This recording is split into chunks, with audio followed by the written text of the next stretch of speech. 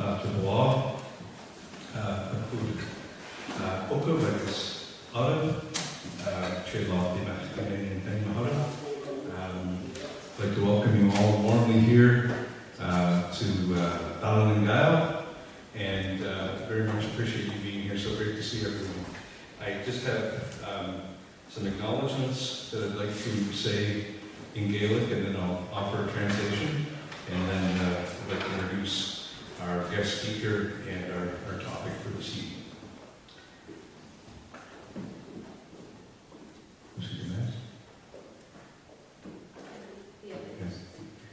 As today, office in Ghana, welcome. As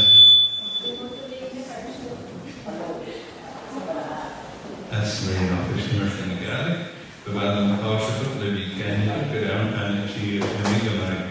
De haasje, ik zie het doelgezocht en meegemaakt. En we kennen ook het job de leg, Afrika, die aan een open. But Cordis Cape Leon, the Shin had Koshpur, was kind. The Nashin and Shin, it about Shin of Africa, the hand drawing, Gunshi and Ganhook, Nun Gael, a hand Macabook, Tunyaki, a shop, and a Shin and Nigama, but Cordis, Daki's Lickit Leon. Lenny and G the Achka, a Gaelic, a culture is a thing, a gair woon go woon we see the parish where they have waha, the hold when we see a bonage, the hackle saw shopper, then Emma Hirishna, Sabal Renaki. On behalf of the Office of Gaelic Affairs, I would like to begin by acknowledging that we are in Mi'kma'ki, the traditional territory of the Mi'kmaq people. I also acknowledge that people of African descent have been in Nova Scotia for over 400 years, and we honor and offer gratitude to those ancestors of African descent who have come before us to this land. I also acknowledge that Gaels arrived as a settler people here in Mi'kma'ki over 250 years ago. Their rich legacy of language, culture, and identity that was passed down to us continues to be part of Nova Scotia life and underpins the social fabric of many communities in our province. The Office of Gaelic Affairs is very pleased to sponsor these talks and extends a very warm welcome to each of you here this evening. Thank you for taking the time to be with us for what I know will be a very informative talk. Our guest speaker here this evening is Dr. Michael Newton, a leading authority on Scottish Gaelic heritage in North America, and is visiting Nova Scotia and will be delivering this in a series of talks throughout the province. A Gaelic speaker, researcher, historian, and artist, Dr. Newton has published numerous books on Gaelic and Gaelic history, language-based cultural ways and identity. Some of his publications include the Handbook of the Scottish Gaelic World, Warriors of the Word, Everyday Life of the Scottish of the clans of the Scottish Highlands, and Shanathy Nakada, Memory Keeper of the Forest. Now, could you Fabja, Ed, and Olive, Mika Newton, would you please welcome Dr. Michael?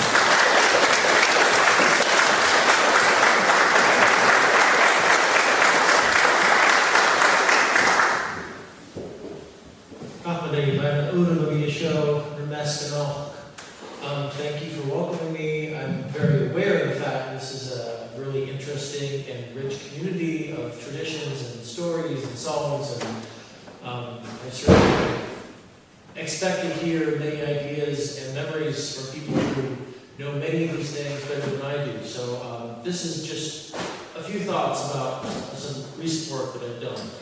And never can be thought to be comprehensive because Gaelic tradition, the Gaelic world is huge, both in terms of the people and the traditions, and over time, over space, these things always exist in variation, and that is part of what makes it rich. So the talk that I'm giving is based on this recent book that I'm just finishing at the moment, reading the proofs, which I call Into the Fairy Hill. And so I taught folklore, Gaelic folklore to effects a number of years ago, and when I did so, it became very apparent to me that there's not a really good introductory book about the topic.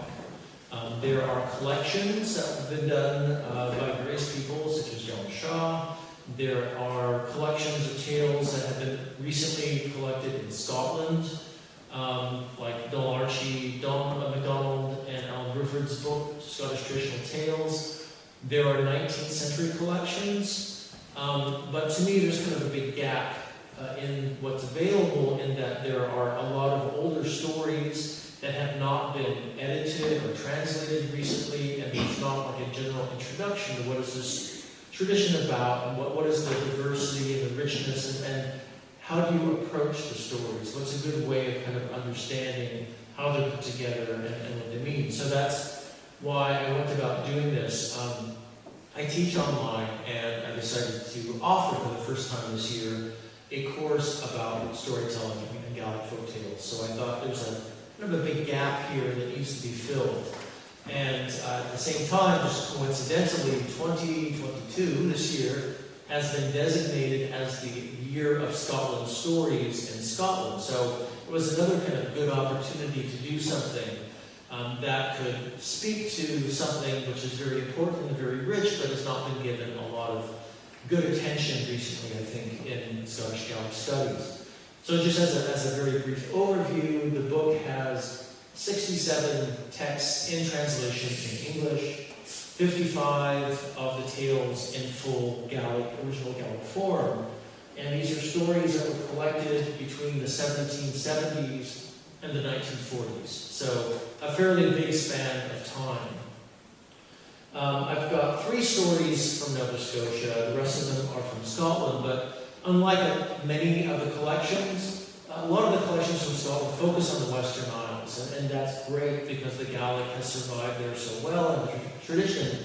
But Gaelic stories can be found all over the Highlands, so I'm trying to sort of have a very rich representation from areas that don't get a lot of attention, such as places like Perthshire, Loch Lomond-side, Argyllshire, Braemar, and Badenoch, and so on, Loch Hubbard. So I'm trying to sort of give a very broad overview of things. And I come to this as somebody who's kind of a generalist in Scottish Gaelic studies, rather than somebody who, comes from it from folklore as a discipline and can kind of tell you what ET 342 is. Like, I can't tell you what that is, but I can tell you about the stories that were collected in Gaelic. So again, this is a very big field, but storytelling, I think, has not gotten as much attention as it needs. I would say it's a kind of underdog genre in a field which is kind of underrepresented in the academy in general. So I think the song poetry has received more attention than the stories for a number of reasons, a number of good reasons. But I'm not speaking very well in the microphone.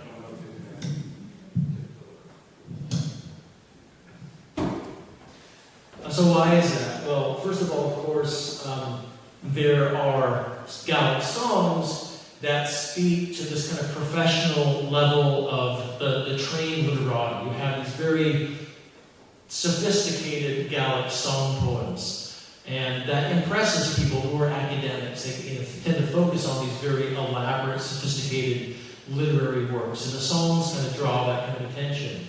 Not only that, but even if you don't speak the word of Gaelic, you hear a good singer sing a song, you can appreciate it. That's a beautiful melody, they have a beautiful voice, I can hear the rhymes, I can hear the stresses. So song poetry is much easier to appreciate if you don't speak the language. And of course, as a minoritized language, there's not a lot of people who are going to necessarily be able to understand, the poetry and the songs.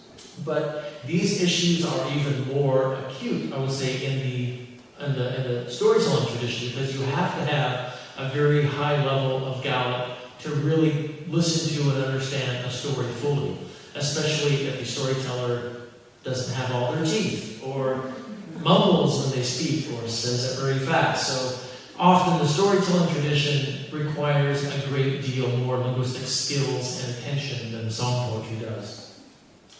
As I said, also the anthologies tend to focus on, that have been done in recent years or decades. They will draw on the 19th century anthologies, but the the people who edit them often don't speak Gaelic, and they don't try to sort of retranslate them. So you have a lot of very awkward texts that are being reprinted from the 19th century that don't really convey to a modern reader what it means, especially if they're not from the Highlands of Scotland themselves.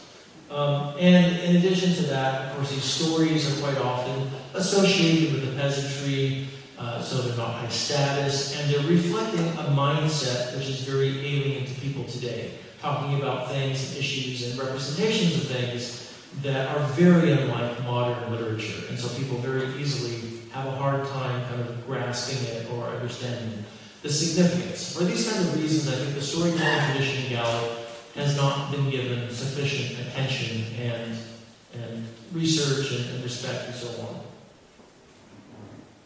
on. Despite this, there have been academics who realize how important the tradition is and where it comes from and why it does deserve some attention. For example, Professor Kenneth Jackson, who was in charge in Edinburgh for a number of years, wrote a very good essay on the tradition published in 1952, which is a good while ago. And he actually came to Cape Breton and did a little bit of story collecting himself, writing it down in phonetics so he could get a sense of the dialect. And he said, as you can read, in fact, Scottish Gaelic and Irish folklore is practically unique in the world in several respects. One is its extraordinary richness and very high quality, particularly as compared with that of the rest of Western Europe. Another is its relatively large literary content. The medieval literature of the Gaelic people was the property of an educated professional class of men, one of whose functions was to entertain the chieftain and retainers in his hall. So you have a very complex, sophisticated tradition, and of course you have people sitting around the fireside in their humble cottages, but you also have this as a genre, as a form of cultural expression, which is being cultivated at the very highest levels of Gaelic society, by the chieftain, his retainers, the professional literati, and so on. This is also the work of the intelligentsia, and they're connected. So about the title, just to explain this very quickly, the fairy tale. The person that I consider most to be my mentor is John McInnes, the late John McInnes, pictured there with me a very long time ago. And he has a very excellent article about the supernatural in Gaelic tradition, which he talks about a number of these symbols. And he says, we can take the fairy knoll as a metaphor of the imagination, perhaps as an equivalent of the modern concept of the unconscious. From this shadowy realm comes the creative power of mankind. An old friend of mine used to say, when he produced songs or legends that I did not realize he knew, Vami Saknach on a hornet knew. I was at the fairy hill since I saw you, and others had similar vivid expressions. And both in Scotland and Nova Scotia, as we know, the idea of people learning things that are creative from the fairies is a very widespread motif. Whether that be somebody who gets a bow from the fairies and is able to suddenly play the fiddle really well, or to get a chanter from the fairies and become an expert bagpiper, or somebody who learns to dance from the fairies, such as Willie Fraser, or people who learn tunes and songs. So this is a very rich and interesting and sophisticated tradition, one of whose aspects is the fairies being the source of creativity. Just as for the Greeks it was the Muses, just as for the early medieval Christians it was the Christian God. We are just vessels through which the supernatural powers speak, and that's the idea that we have in Gaelic. But of course, the fairies are much more than this. So this is one thing, and that it is. So it's kind of inspired by this idea that I took the title of the book. The important thing about this storytelling tradition, or one of many, is that it is so much kind of cement or glue that binds things together, that brings things together. So, first of all, we have this as being kind of a medium of ideas and expressions and symbols across the Gaelic world, Ireland, Scotland, and the diaspora such as Nova Scotia. You have this as a common repertoire of ideas and concepts between the elite and the peasantry, and you have this as a means of making people feel connected to the place where they are situated. So there's those kinds of links. And I will get into more details later about how these tradition bearers who left Scotland brought these things to Nova Scotia, and that was very much a part of places such as this, where there were Gaelic houses, where people came together, especially in the dark half of the year between Samhain, Halloween, and Beltane, May Day, to hear stories and share stories. Nova Scotia itself, of course, is the most important of these diasporic communities because this was where the largest, most concentrated populations of Gaelic-speaking communities was. And I would particularly highlight the MacVudy family. And the MacVudys were the most renowned of the intelligentsia in Scotland, and a branch of the family came here. And they were some of the more accomplished poets and storytellers in the community. And I'll get to some examples of that in a moment. So what do we mean by folktales? Move this slightly. So nowadays, I'm on Facebook. Most of us are on Facebook or on such things, and there is a lot of activity on Facebook with various kinds of special interest groups. And I'm in a group called, I think it's called Storytelling Scotland, and people are posting things. There's a lot of activity going on. But one thing that I see is a lot of storytelling that's being fostered. A lot of it is kind of more personal oriented, storytelling from personal experiences and anecdotes. And of course, that's part of every tradition, and there's nothing wrong with that, but there's something different about the idea of folk tales. So first of all, these are stories that people tell from memory, and they are experienced orally. So people have to have good memories, and they have to be able to kind of, pick up the story, and if they want to learn it, to have good memories to remember it, and also to be able to follow it, you have to be paying attention. So it's something that you experience orally. These are also generally tales that are understood to be part of a body of tradition that belong to the community. It's not necessarily like your story that you made up that expresses your individuality and your creativity. It's something that has to resonate with everybody in the community, and therefore it reflects the values and the aesthetics and the experiences and the beliefs and the values of the community as a whole.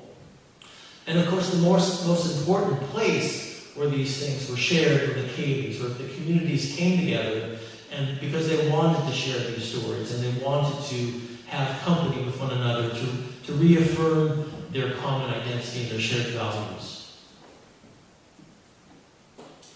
But we also have to be mindful of the ways in which these kind of definitions and these absolutes are actually more fluid than we might expect. So for example, there was a very long period of interaction between orality, things that people heard and they told without ever seeing things written, and the actual written tradition. So as I mentioned before, there were literati in the Gaelic world whose jobs it was to write down stories and to record the incidences that had to do with the larger clans and historical events and wars and battles and births and deaths and so on. So there was a written tradition. Many of these people went to the continent of Europe. They were familiar with formal learning in manuscripts from biblical tradition, from classical tradition. So you had a fluid border there between European literature and written literature and the oral tradition.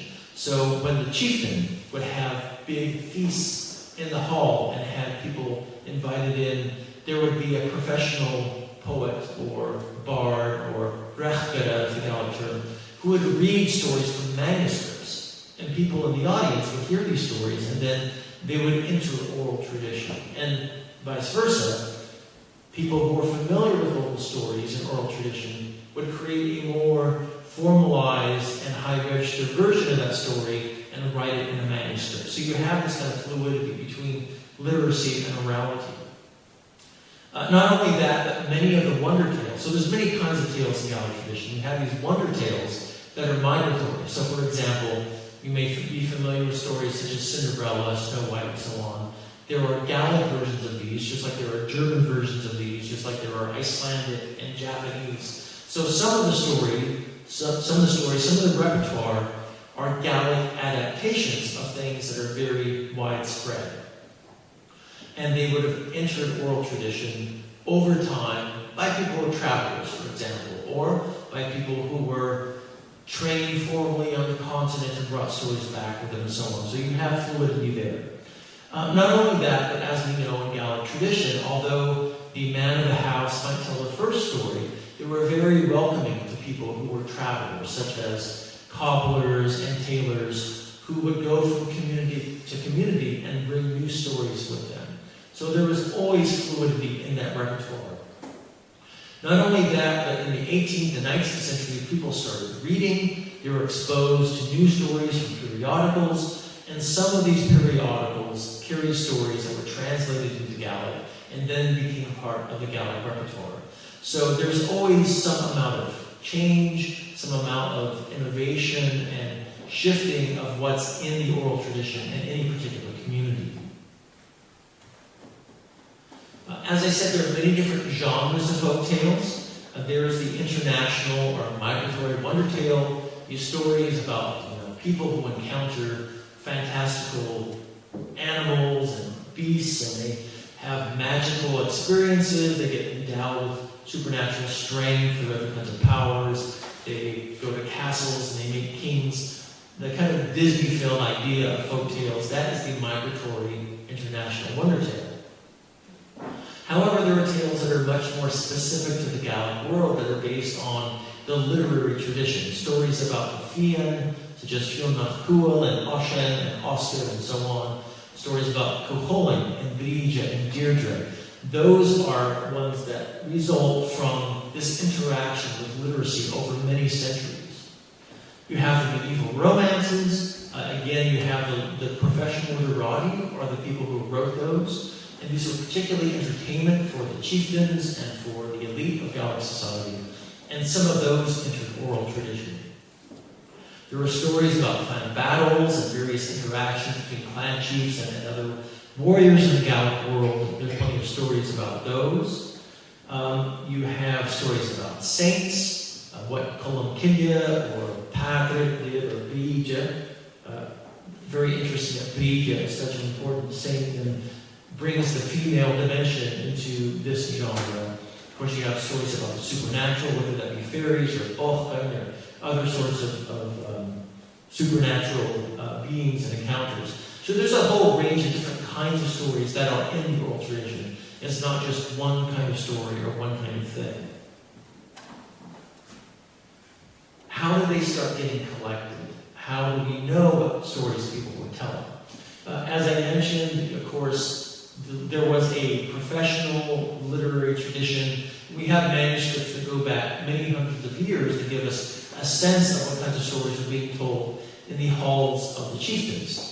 However, we start getting a sense of what kinds of stories were being told in about the 17th century, because fragments of these were being written down in clan history. So it's about the 17th century when the elite of the Highlands said, we have to start kind of creating stories about the origins of our clans, and so that people can have a sense of how great we are. So the clan chieftains were trying to sort of boost their own status and prestige by having people writing these histories. We have bits of the stories that survive later in Gaelic oral tradition that we get hints of in these formal histories.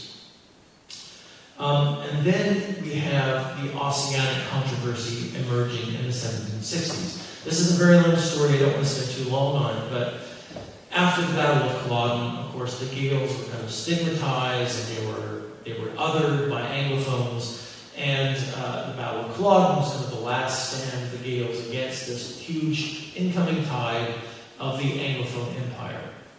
And there was a young man at the time, James Macpherson, who ended up going to university in Edinburgh. And he became familiar with various literati in Edinburgh and realized that there was an opportunity to create a story that came from the Highlands that would cast the Highlanders in a very positive light by sort of creating this noble savage kind of idea about the Highlanders. And this had a huge impact. It was very, very popular.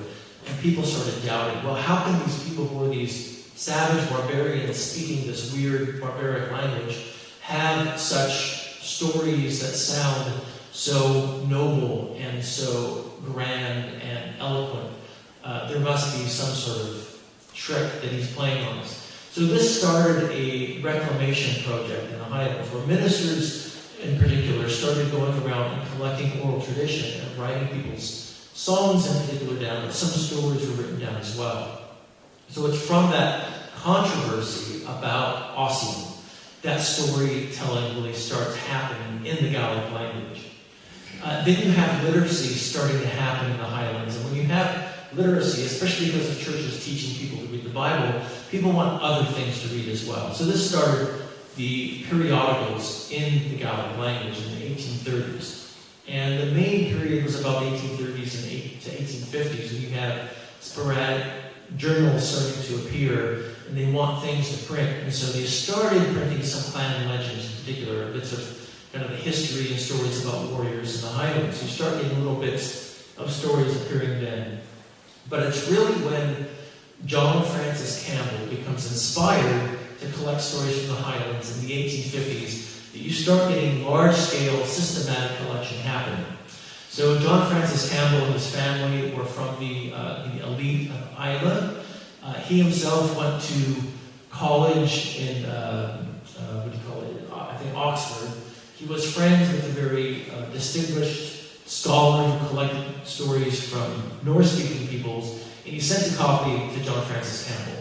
And John Francis Campbell, as he was reading these, he grew up, unlike most elite at the time, as a Gaelic speaker. He was a piper, or his nurse was a piper, and he had heard all of these stories from his Gaelic-speaking friends. And so when he was reading the stories, he recognized them from Gaelic. He said, I've got to do something like this for my own people.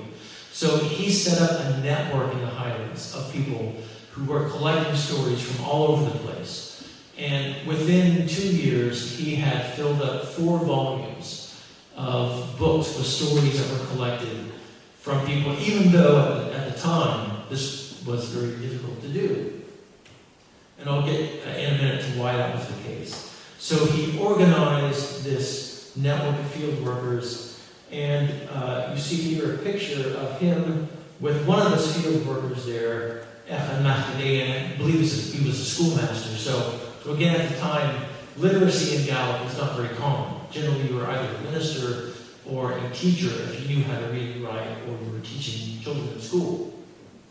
And here they were recording from an old man who told them a very, very long story, one of those ones that took many nights to tell.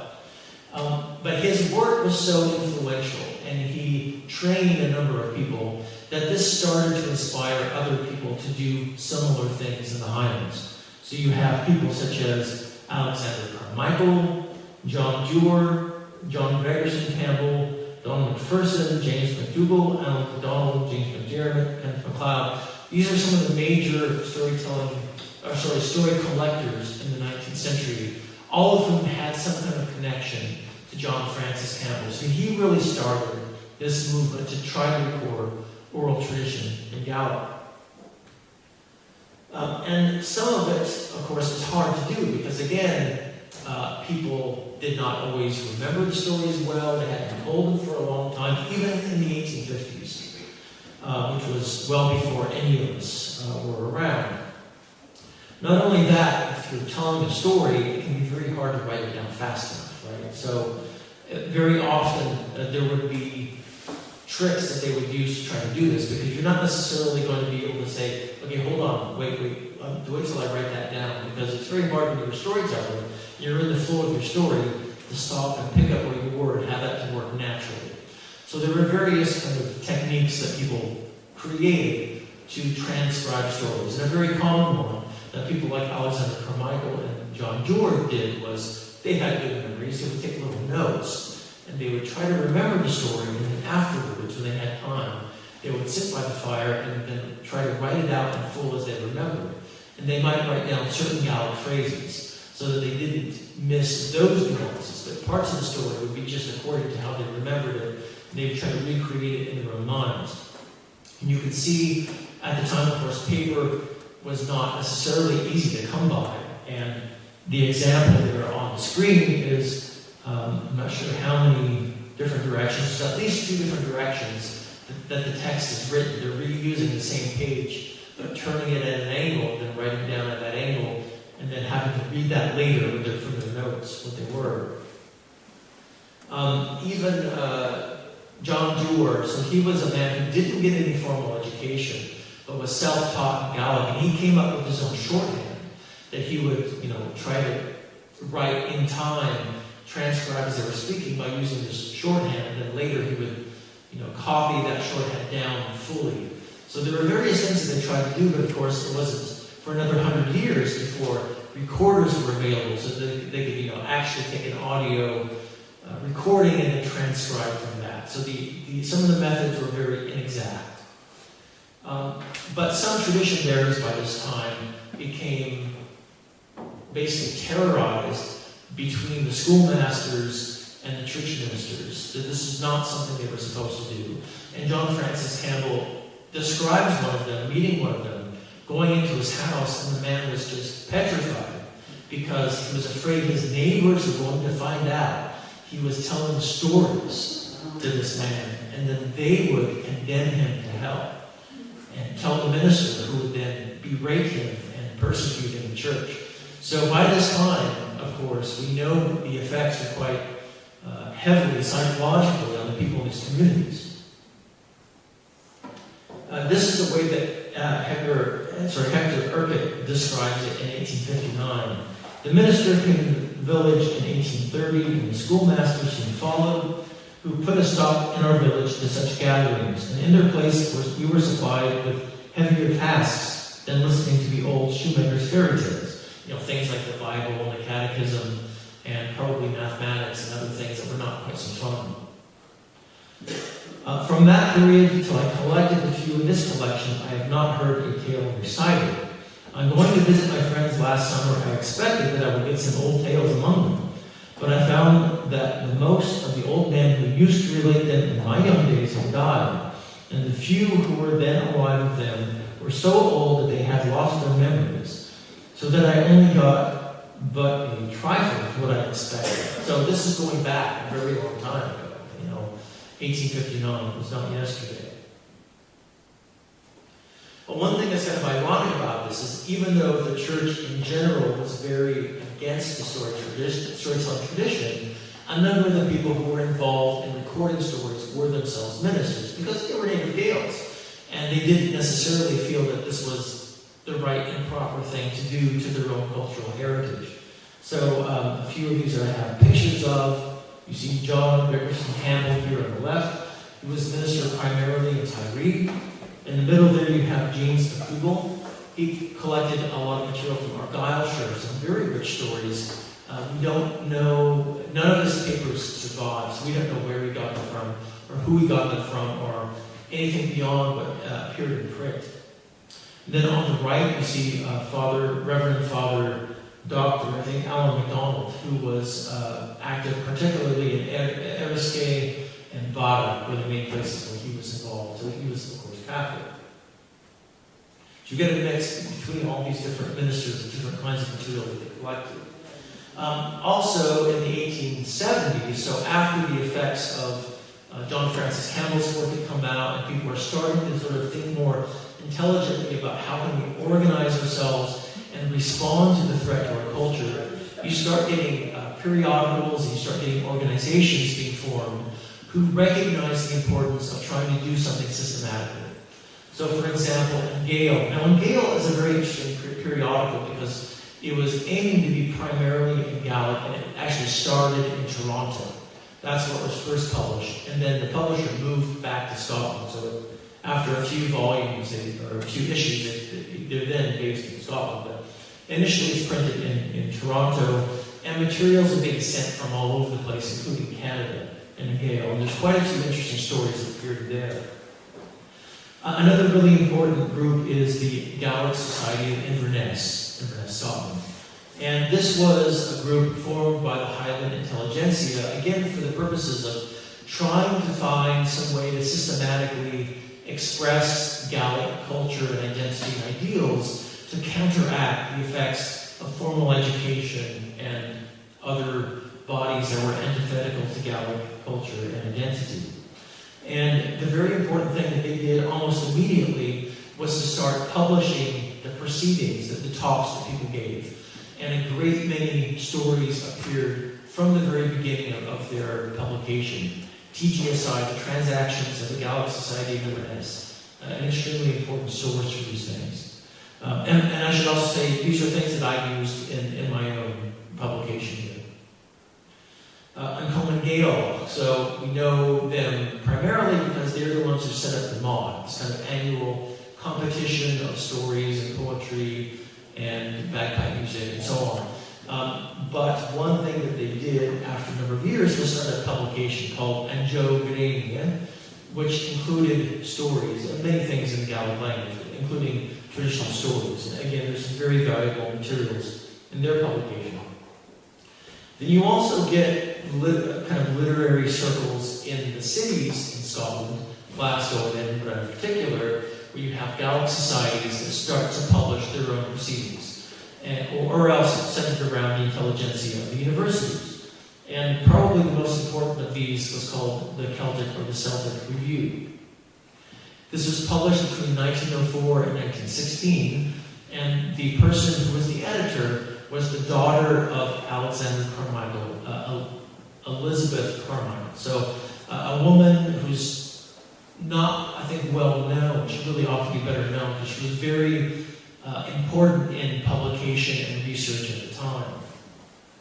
And then finally, you finally get a formal institution in Scotland to look after oral tradition, and that is the School of Scottish Studies that was formed in 1851. So almost 100 years after John Francis Campbell did his work in the Highlands. So there's some very interesting things in and about the stories that I'll just kind of cover very quickly. And one is that the Gaelic stories are reflecting the Gaelic love of language. Things that are very poetic about the language are emphasized in the stories. The idea of eloquence and elegance in literary form. And many of the stories, the people, the characters in the stories either speak in song or speak in poetry. So it's a little bit like a musical in a way, breaking into song and breaking into poetry, particularly when there are dramatic moments, like when the woman insists and puts this kind of taboo on the man that he must follow, must follow her, and kind of, despite what he's supposed to be doing, she insists that he goes away with her in a elope, essentially.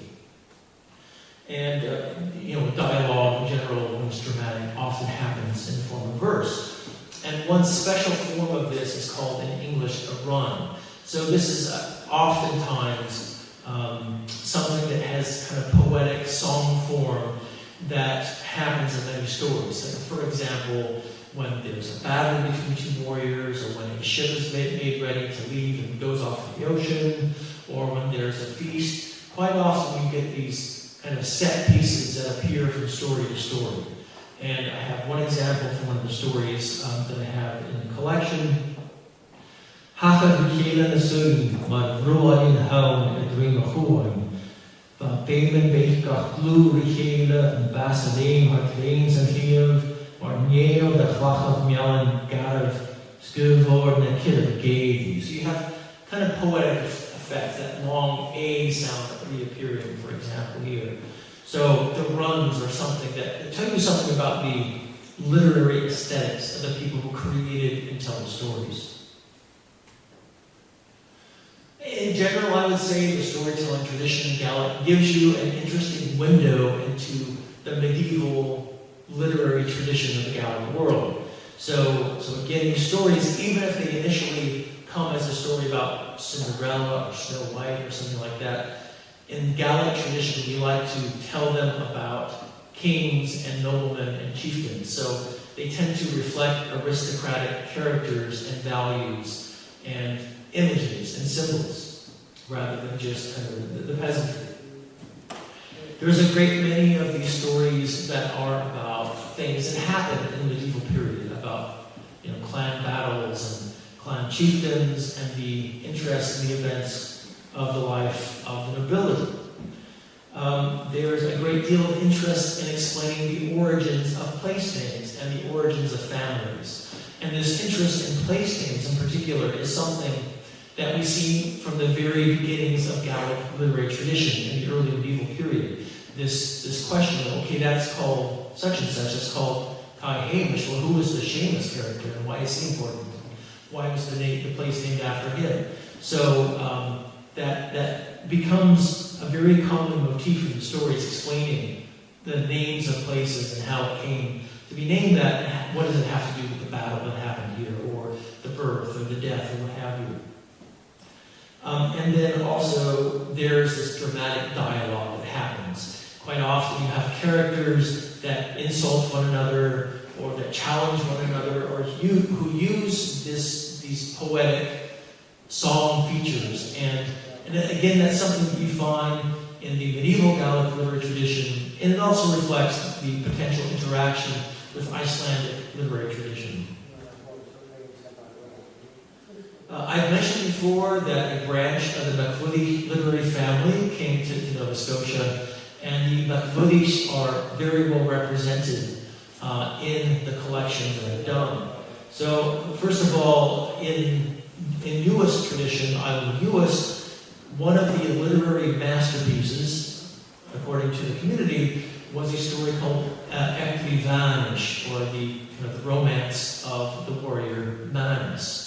And this is believed to have been composed by one of the MacFuidich family, originally in manuscript form, but it only survived in oral tradition and was recorded by somebody from that family, descended from that family in Scotland. There is a wonder tale called Cadan Ian, the language of birds, and this is an adaptation of a medieval manuscript, one of the stories from a medieval manuscript that circulated all around Europe. It was very popular in many places in Europe. From that manuscript, I think there were 7 stories altogether. Only 2 of them entered oral tradition in the Gaelic tradition. This is one of them. Was probably translated from the original language, and it went through various languages, including Arabic and Greek, into Gaelic by one of the MacFuidichs. And it was recorded from oral tradition from one of the members of that family. There are stories about the MacFuidich poets themselves as these kind of great magicians who have encounters with the fairies and other beings of the supernatural world and are able to call up powerful winds to help ships sail and things like this. So as characters they appear in the stories as well, which reflects the fact that many of the peasantry told stories about them, but they were saw them as somewhat removed and mysterious and magical figures in the community. Now, one of the really fun finds that I made for myself was a story that was recorded in Nova Scotia in 1938 by Patrick McNiachta, Monsignor Patrick Nicholson, from a MacFuidich in the community, Peter Curry. And what's interesting, fascinating to me about the story, it is a reflection of the interest of the literati. So there's a very famous figure in medieval Gaelic literature called Shenathan. And it's from Shenathan that the Shenathi is named, and Shenats, and so on. So he's a figure who is a famous poet, and this particular story explains how he got certain bits of obscure knowledge about oral tradition from a kind of mythological figure in Scotland. So the fact is that this is recorded from a member of the MacFuidich family, again, reflects the interest in literary tradition amongst the intelligentsia, the native intelligentsia of the Gaelic world. And I don't know that the story, I don't think was ever recorded in Scotland. I think it's a very unique story that only survived here, and only kind of by chance was it even recorded. So we're very lucky that Patrick McNiachta went to his own community to find this. So some of these stories, especially as you see in the MacFuidich family, shows you kind of how intertwined the storytelling tradition is with the idea of authority and power and status in the Gaelic world. It's validated by the stories and the storytelling tradition. I've mentioned before that one of the major strands of the Gaelic storytelling tradition are those stories that deal with Fionn nach Cuail and the Fianna. So why were those so popular? Why are there so many stories, and why are these warriors so exemplary of Gaelic values? Well, I do think that they're some of the most important and interesting Gaelic stories, and the way that they're described in Gaelic tradition is that the Fianna are almost equivalent to kind of Gaelic ancestors, people who represent the ideals of Gaelic society and Gaelic tradition in general. They were the people who defended the Gaels against various intruders, particularly the Vikings. When the Vikings came, the Norse, it was the Fianna who went out to fight them and defend the Gaels of Ireland and Scotland against these invaders. And what you see is that, I think in the stories, they are oppositional figures. They're the people who say, we are proud of our Gaelic heritage and we're willing to defend that against people who would defeat us and invade us and conquer us and take our own life and land away. So that idea of an oppositional role model was represented by the Fianna, and isn't that something that needs to be reclaimed, I think, in the Gaelic world, that sense of an oppositional figure. And it's also interesting, just reflecting these stories, that there are a couple of these stories that I think were either not translated at all, or not fully translated, or explicitly translated, because they're very racy. And this is a church, I won't tell you any details, we can go outside for that. But one of the more interesting ones was recorded, transcribed by Father Alan MacDonald. So clearly his parishioners had enough confidence in him as a Gael, rather than as a religious figure, to kind of tell him these stories that were very key to the tradition, but otherwise not well represented because they would only be told from friends when they didn't think it would be judged. And it's also very interesting and significant, I think, that many of these stories of the Fianna are represented in the landscape. So there's lots of places in the Highlands where you have the place where Diarmaid was killed by the boar, or where he was buried, or where he and Gran were hiding, or where Ossian, had his last hunt. Various aspects of these stories are represented in the landscape, so that the community felt a sense of belonging and relevance to their own lives, and their sense of history and their sense of identity. The stories reflect the landscape, and the landscape reflect the stories. Now, the fairies, of course, are another interesting element in many of these stories, and one thing people quite often would assume, I think, is, these are just silly stories that only the peasantry told and only they believed.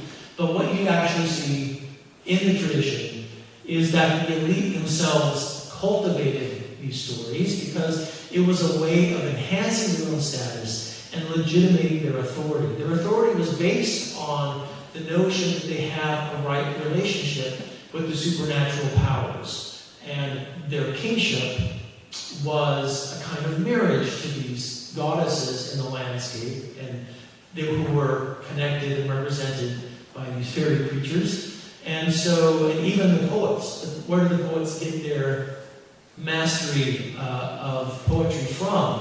Where do they get their knowledge from? And who were the authorities for them? It was the fairies. So this is something that's cultivated and connected to every level of society. It's not just restricted to the uneducated or peasantry, whatever. But when we go to read and understand stories about the fairies, it's very complex. So there's no one singular theory or idea about the fairies which explains all these stories and their functions and what they're saying. There's a great deal of nuance and complexity and many layers to them. And this idea of creativity is one of them that I mentioned before.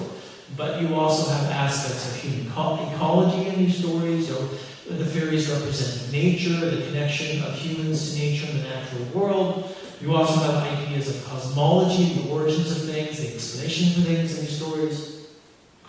And also just things that are otherwise unexplainable in these stories. You have human values, social dynamics, all kinds of things in these stories about the fairies. So they're very interesting and very complex and very much worth taking seriously rather than just thinking of them as these silly kind of stories of superstition that don't really have anything of value to us today. I think they have a great deal of value to us today.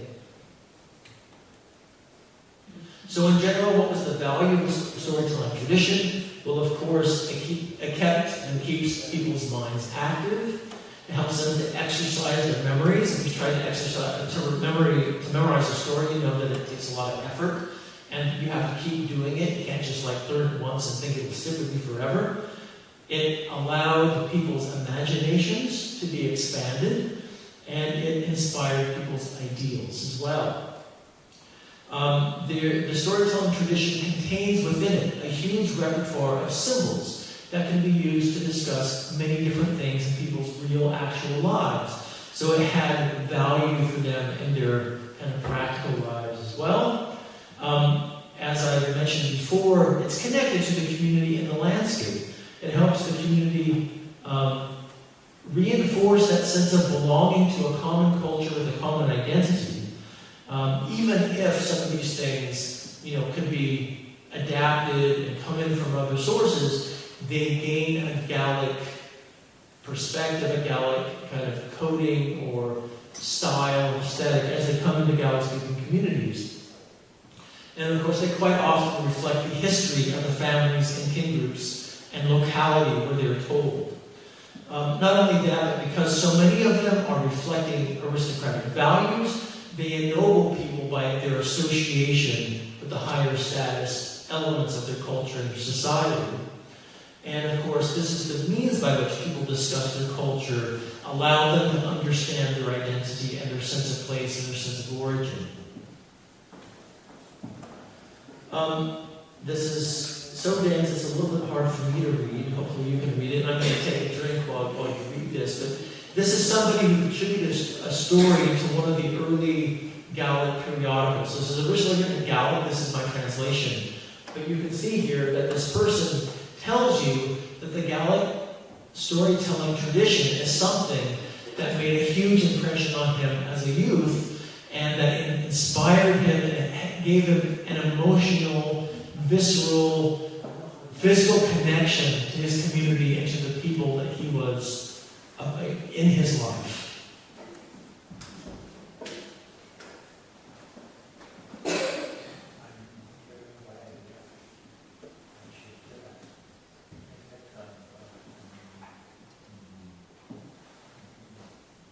Since their ideas were elevated by constantly hearing references to the fame and excellence of their ancestors, by drinking it as though with their mother's milk, and growing in their hearts with strength as their bodies were developing. So this gives you a sense that this was like a kind of sustenance, a kind of nourishment that people took in with their physical nourishment, that seeped into their brains and to their sense of being and identity. The tales to which I listened when I was on my father's knee, so you have that sense of physicality there, of closeness, of affection, that real sense of belonging, are still as clear in my mind as when I first heard them, and I will never forget them until my body grows cold. So this meant something to these people. This was something that was very essential to their sense of identity and community. This is notes from a storytelling collector in the island of Tiree in 1857, talking about somebody from whom he had collected stories. He was about 100 years old when he died.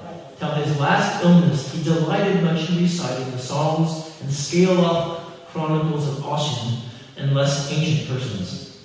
He stated that this same old man prefaced the song or scale-up with an introduction, pointing out the various persons from age to age who had handed it down for at least 3 or 4 centuries, that he delighted as much in reciting these things as that no business or condition of life would be laid aside whenever a willing ear was found to listen. So that's very interesting there. First of all, it's not just a story by itself. It's something that was handed down, and they remember along with the story, who did it come from? So it comes with a kind of lineage of people who told it, heard it, told it, and that's part of the package that you get, the human associations, the social associations. And that this was so important to him, regardless of what came up, he would set that thing aside so that he could tell the story. Right? So this is people's priority. It's not material wealth. It's not riches and fame. It's their tradition. And then John Francis Campbell, he has some wonderful passages when he describes people who told stories and various occasions on which he heard stories. And this is something he reflects on the effects of storytelling on the people in the community. There, on winter nights, children with wandering eyes and mouths agape sit in the ruddy light of the peat fire under the gray canopy of smoke and listen breathless to these weird old myths. They cease to be ragged, bare-legged lads and lasses with shock heads of dark or flaxen hair, unkempt and unshorn. They hear how the bold bard fought the dragon and won the princess and the kingdom, and their spirits are up and doing like him. Potatoes and milk, wooden noggins, and good horn spoons cease to exist, while the golden basin and the giant stores are spread before them by the eloquent voice and gesture of some gray, wrinkled old man. And when the story ends and the fire burns low, and they coil themselves up the rest in their cribs, lads and lasses dream on, and so they dream until they grow up and grow old, and the old tale becomes a part of their quiet lives. So it's a wonderful, picture here of how the stories, again, are ennobling them, inspiring them, are very much a part of the imagined lives that they have, just like we all have imagination in our lives that inform the way that we interpret what we see and what we experience. These are things that enriched their experience of their lives and their sense of self. And sorry, just a little advert here of some of the things I've written before in case you're interested in various topics.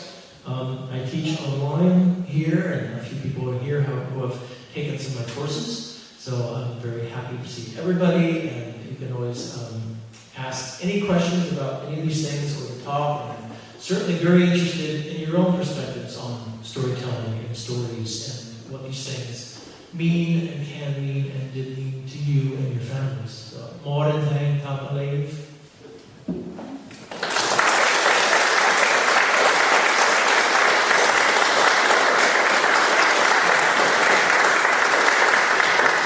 Those are some real publications. Any questions or comments?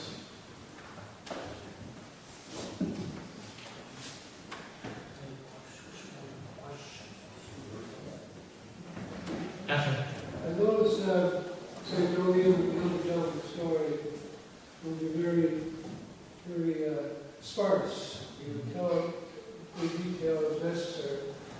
Other storytellers, when they were younger, would tell the story, but they would add conversation and make more conversational. It seemed to me that there was kind of a departure from the efficient style. Is there any thoughts on that kind of progress? Well, in general, oral tradition tends to be very economical. So again, a lot of it is dictated by what does it require to actually follow the story. When you're reading a book, you can say, okay, wait, I missed something out there. I'm going to go back and kind of find that and read that again. But when you're listening to a story, you've got to pick up everything as it's happening. So you tend to get certain features like it's very bare and economical. You're not adding extra stuff that's not important. A lot of the action happens in terms of dialogue and action rather than just like flowery descriptions. You tend to have only two characters on stage at a time because otherwise you get confused. The characters tend to be, contrasting, so young and old, or male or female, or blonde-haired, dark-haired, things that help you keep in your mind kind of what's going on and who's talking. So they tend to be very bare, but of course, a lot of these are up to the discretion of the storyteller and the audience. So maybe some audiences want more elaboration, maybe some want more detail, and maybe they have a very long night they have to fill up with the story, so he's elaborating more. And so he tries that out, and people like that, and the next storyteller decides he's going to, or she, are going to keep with that kind of style. So in every community, you have different variations of these things. But one thing that's special about Gaelic tradition is that because of the influence of the written literary tradition, people expect a very verbatim line of transmission. That from person to person it's going to be very exact. But in reality, it can change a great deal. Yes? Mm-hmm. I just want to say this was a great, very meaningful speech you gave. Thank you. Oh, well, how come not? It's not going to hard for you.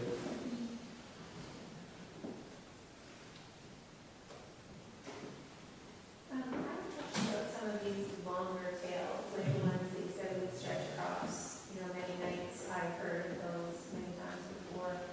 Are there resources that you came across that were an excellent source of them as a body of work, or do they tend to be sporadic and you find them here and there? Well, one of the unfortunate things, as I said, is that there's a lot of work to be done on this, and some kind of preliminary early work has been done, but a lot more needs to be done. One of the longest tales in Gaelic tradition is called, I think it's called Scottish K, and it goes back to the medieval period. And many of the longer stories are what's called frame tales. So the Arabian Nights is a classic frame tale. That means you have tales within a tale. And another example of that, one of the longer ones in Gaelic tradition is called Headstrong. And again, it's a frame tale where you have like a story, but within that story you have somebody storytelling. So it's an easy way to make the story longer by just adding more stories that's being told within the story. But I don't know that anybody's written about this specifically. Those are some of the longer ones, but like, for example, that first one that I mentioned, I'm sure you can, well, I assume you can find translations of the medieval version of that story in manuscripts. But I myself have a published version of the transcription made in that picture I showed you. So this picture I showed of Iainogila there and and they're recording that very long story from the shoemaker. That's the story he told them. But it's never been translated. It's just sitting in this book in Gaelic. Now, there's nothing wrong with keeping it in Gaelic, but it shows that there's not a lot of attention paid, especially to some of the very long ones. And yeah, that's a frame tale.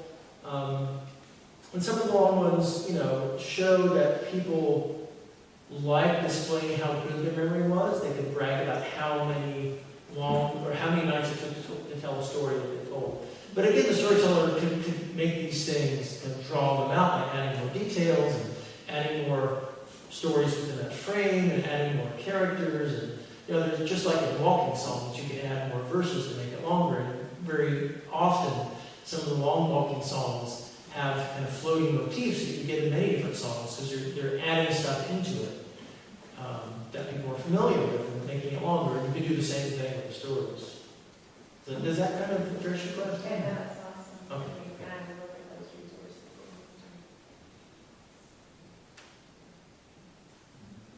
I was just wondering, is there any anecdotal evidence or whatever of, so a storyteller comes into it either for several nights or it's a neighbor who's going to tell a story for several nights. Do people be taking up the story during daily life and discussing the story? Would it weave in that way? That is there any because that's what I would probably do. Yeah, so the best time for stories when people expected them was in the cave house. When it's dark and people would be doing handicrafts, making ropes, and what do you call it? Fiber arts and things like that. They can use their hands and they know the task well enough. It doesn't matter if it's dark because they know what to do, carving and various things. But you do have accounts of, for example, Gaels getting together whose duty it was to make a road. And when they got together, they knew that one of their members was a very good storyteller. They wanted to tell us a story about fume. So he started telling the story, and by the time he's done, it's dark, and he said, there's no point in starting today, let's just start tomorrow. And he tell another story. So we know that there were occasions outside of the Katie house where people told stories. Another example, actually, that I have in the book is one of the informants that Alexander Carmichael recorded stories from was a miller.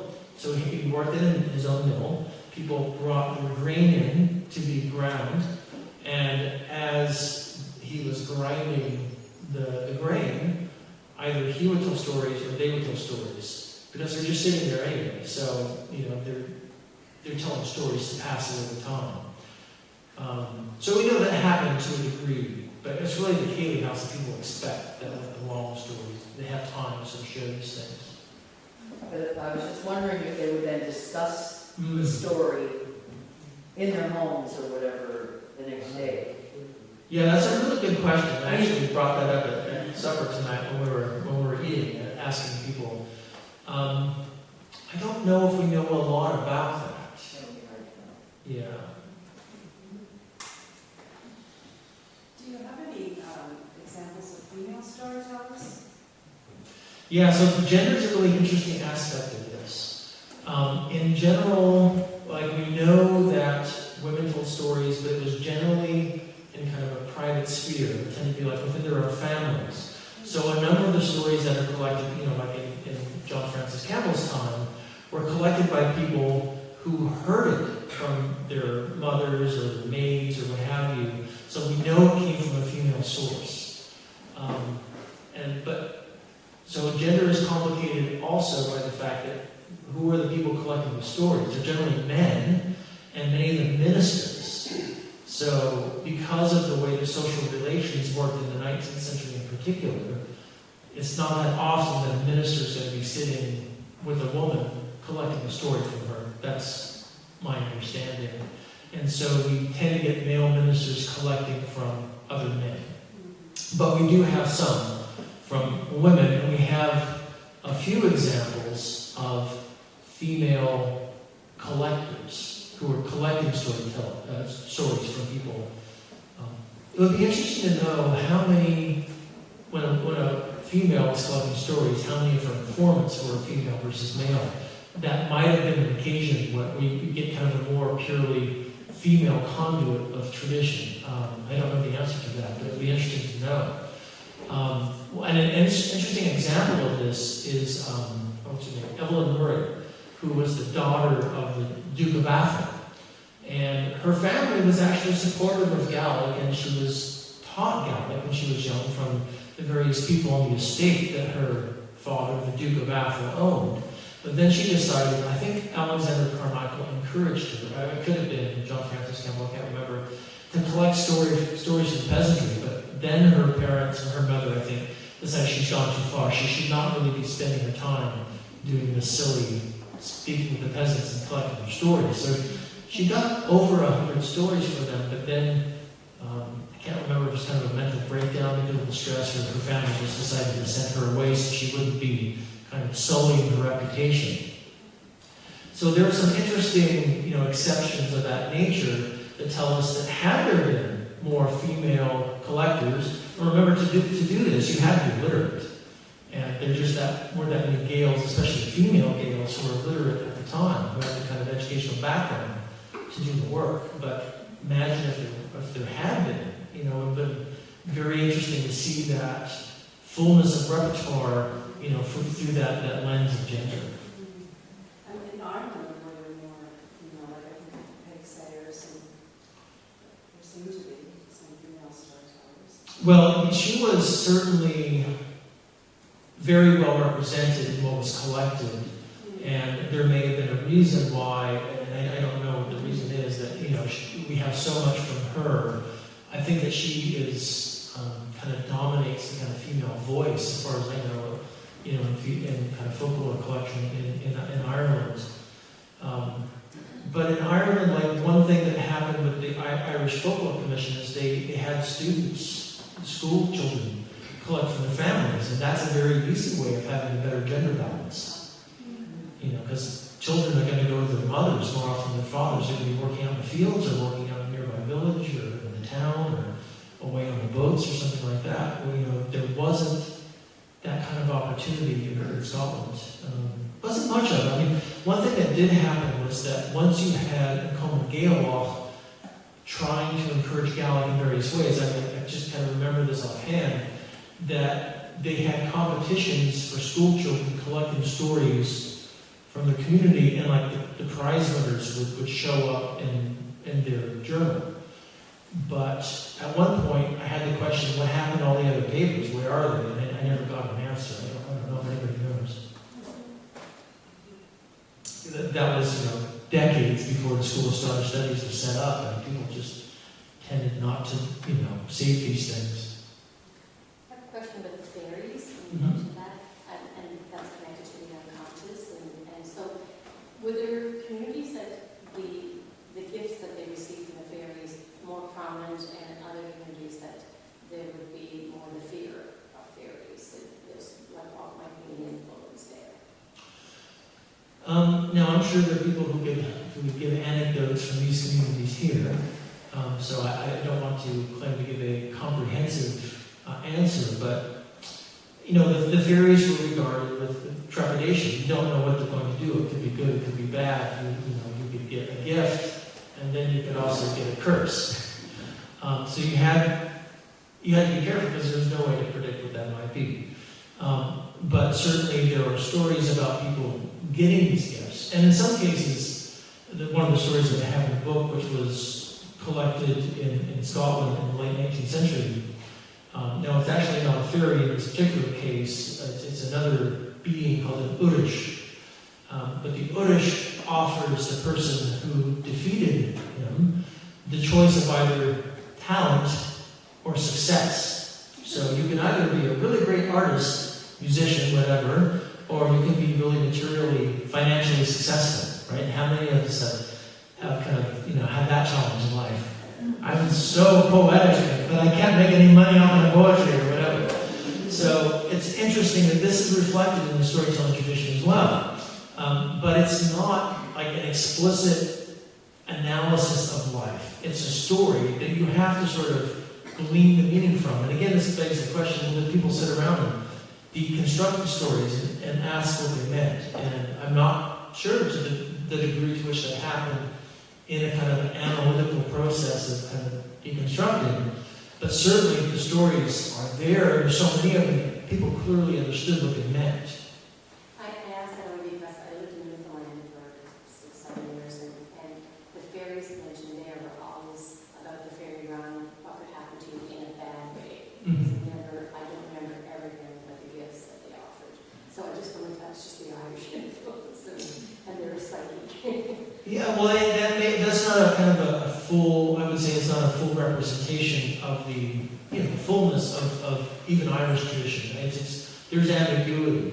Sometimes you get a gift, but it has strings attached. Right? So the story of the Crimmin Piper, who, he's such a handsome young fellow that the fairy woman comes and she says, I'm going to give you a gift. You can have this silver chanter, but you have to come and meet me in a year and a day.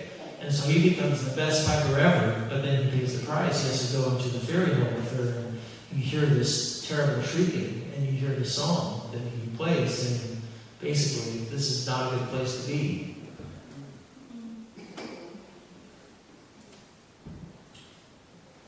Roots of Vienna? Yes. Was there any place in Scotland, in the Highlands, or the Islands, that is known as, in effect, a stronghold for storytelling, where researchers, where epistemology, or again, more storytelling tradition, more stories there? Was there any particular geographic location, or was it quite similar throughout the Highlands and the Islands? Well, originally it would have been very similar. But even in the late 1700s, people are saying, writing down, the effects of the church and education have been such that the storytelling tradition is getting buried alive. And so the places that were furthest away from those influences, by the time that John Francis Campbell was collecting in the 1850s, that's where you had to go to find people who still remembered the stories, who still had opportunities to practice them. So he describes in the 1850s, going to Cayley's in the Outer Hebrides. So those are the places that were kind of the most, had been the least impacted by these changes. And that was still the case when the School of Scottish Studies was having field work in the 1950s, 60s, 70s. By the 80s, there wasn't much collecting happening. Now, the other part of this that I have to mention is that, okay, there's this distinction between lowlands and highlands, and then within the highlands, you have the islands that are further out. However, one of the interesting kind of complications in this is you have a group of people that are commonly called in English nowadays politely, the traveling people, less politely, tinkers. These are people who kind of are not members of a settled community in the towns and cottages and so on, but they live on the road, and they go from village to village, repairing things, selling things, and so on. And some of them were lowland speaking in the lowlands, but some of them were families, especially Stuarts, who are still Gaelic speaking. And some of the older tales survived amongst them after the settled folks in the villages stopped telling them. So this is an interesting example of kind of an exception that doesn't quite fit the categories very well, and because of the fact that they had evaded for so long, being forced to settle, being kind of indoctrinated by the church or indoctrinated by the schools, that they retained some elements of the storytelling tradition after others had lost it. President, comment, more so than question, you referenced Reverend Pat Nicholson. I happen to know that a long time ago. I only mention it from the point of view that when he passed in about 1965, I was at his funeral. It was the first time that I ever, he was regarded not only, of course, as a fine clergyman, but as a Celtic scholar. And at his graveside, the attending piper went on his knees as he played with the neck. The first time I'd ever seen that, and I only saw it one other time after that. But it was told to me that it was the highest honor that could ever be paid to a Gaelic scholar. Are you familiar with that? Familiar with that? Bit of culture. Of going on your knees and playing Yes. pipes. Playing lament. Not specifically, but the interesting thing about the bagpipe tradition is that it took over the place of the keening women. So keening was the thing that was done at burials and funerals, traditionally in Gaelic society, and this was outlawed by the church starting in the 17th century, and by the beginning of the 19th, it managed to eliminate it, and what came in its place was the bagpipe. So many of the tunes that were played for lamentation at funerals had originally been part of a keening tradition. So that's very consistent with that view, but I'm not a bagpiper, so I'm not sure I know about that.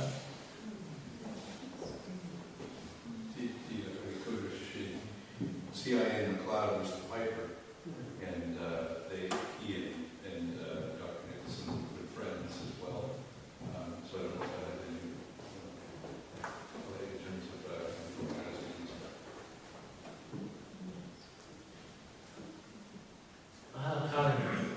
I noticed you mentioned peasantry a lot and nobility, and how the literary tales of the nobility passed on a lot of their tradition down through peasantry over the generations, and I guess that's what we have today to this point that we keep up. And when I was growing up, I'd hear a lot about like social equalizer type stories, around priests and clergy, and maybe a tramping community who was a fed weapon and didn't have his own home, and he'd be getting a little ahead of maybe somebody else in the community who was a politician or somebody of authority anyway. And it seemed there was a lot of like linking together social stratifications and smoothing them out and promoting meritocracy and stuff like that within the storytelling tradition.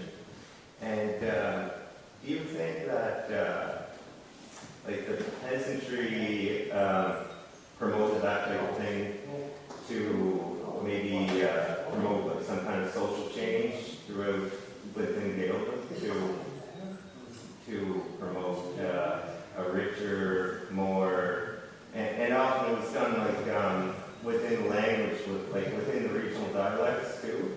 So you got like a lot of regional dialects that would keep even like the international wonder tales you're talking about and those types of things that would promote their own wasted, their own flavor over it and language and a lot of vocabulary that maybe might be really kind of ancient and particular to their family or piece of geography that they were familiar with traditionally, I was just thinking, do you think that within Gaeldom, is it maybe promoted within the storytelling tradition to as like a social medicine? A social escape valve. Yeah. Yeah, I mean, remember that people are telling stories because they have meaning to them. They're not just telling stories because this is what I heard from my ancestors and I have to do exactly the same thing that I've been told. They're doing it because the audience, it means something to the audience. It has a function, a social function for people. And some of the stories, if there's a social need, it's going to be met in the storytelling tradition. So I mentioned that stories of the Fianna are that kind of thing. They are quite often anti-authoritarian. But as you say, there's many of these kinds of stories in Gaelic tradition. There's stories that are making fun of priests and ministers. You have the kind of the wise fool stories, and in Scotland they're Gaelic and they're like Echendonk or something here. So you have a lot of stories that are there to make commentary about social issues and inequalities, and to find a way, kind of like even wish fulfillment, that you can change and do something about that, and inspire people to find a way to do something about that. And people are going to be able to, they're going to be expressing these things in various ways. They might code it in such a way that the people in their audience who are the same social predicament as they are going to understand it, not necessarily the people that they're poking fun at, or not necessarily the people that they're kind of aiming the barbs at. So there's, this is a very complex and rich thing that lends itself, I think, to a lot of analysis, and it's, it's not, like I said, it's not like one single thing. It's many different things, and it's going to be adapted according to the needs of the storyteller and the audience and the community and the times. So, at certain times, and also just to mention, like, not all clan chiefs, these stories are not just deferring to clan chiefs and other aristocrats. They're also critiquing them. Even in the pre-modern period, we have stories about chieftains who were not good people, who did terrorize the peasantry and did not do nice things to them. So it's not just deferring to the aristocrats. But certainly those are the people who held power and who were expected to be the stewards and managers for the good of the larger community. But it's also complex. Certainly the stories are always there to express frustrations between various groups, whether that be between men and women, or the peasantry and the aristocrats, or the Catholics and the Protestants, or whatever, right? You have all kinds of stories expressing all kinds of social realities that are in people's lives. And sometimes it's symbolic. Stories of the Fianna, some of those may have derived from ancient materials, but then they're getting re-expressed and re-put to use to express the contemporary social realities that people had. So some of them are critiquing the landlords that are pushing people out. And those landlords then take the form of the Norse, or the aristocrats in the stories. So hopefully that speaks to something of what you were saying. I think so. I got one. I actually have two questions for yourself. One, what actually got you interested to go into this field per se? Is it anything personally you actually were drawn to? And second, do you have any ongoing research right now that you are either working on or looking forward to moving on within the field? Well, I guess the answer to that first one might be self-loathing in a sense of defeatism. Those of us that are involved in Gaelic know that it can be quite a struggle. It's not like an easy thing. As I said, this is a very under-supported field of endeavor. But yeah, it was stories and songs that initially kind of drew me in, and then as I went further in, I found there's all this material and all these different angles on it. And there's dance and there's music and there's these human ecology lenses and there's lenses on spirituality and all. It's a whole world. And from the outside, you say, okay, there's an old guy playing a fiddle and a toothless man singing a song and whatever, and then you have some tartan up on the wall, and that's it.